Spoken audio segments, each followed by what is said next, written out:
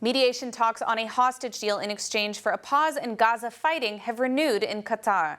The White House expressed cautious optimism as temporary ceasefire talks resumed in Doha with mediators from Egypt, Qatar, the United States and Israel. More from ILTV's Ariella Lachiani. The framework for a mediated hostage for the pause in fighting deal was agreed to in talks in Paris over the weekend, but Hamas has yet to accept the framework and many details still need to be worked out.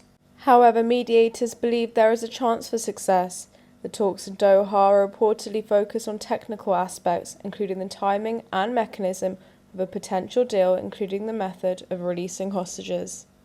According to media reports, the Paris framework provides for the release of some 40 hostages held in Gaza, including women, children, female soldiers, elderly and ill abductees, amid a pause in fighting of some 6 weeks in a tentative first stage.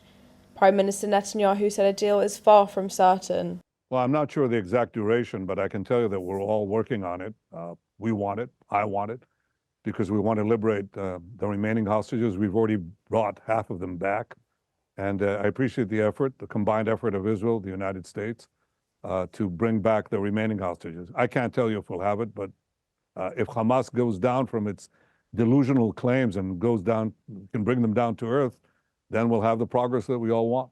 Netanyahu said an agreement can only come when Hamas drops what he has repeatedly called delusional demands. You know, it's too soon to say if they've abandoned them, but if they do abandon them and get into what you call the ballpark, they're not even in the city, they're in another planet. But if they come down to a reasonable situation, then yes, we'll have a hostage. The framework includes the release by Israel of hundreds of Palestinian terror convicts. The Israeli media is reporting that the Prime Minister is demanding that prisoners with murder convictions would be deported directly from prison to Qatar and not to Gaza or Judea and Samaria, where they would join Hamas resistance. According to the reports, it's a new Israeli demand that has yet to be discussed with mediators during negotiations.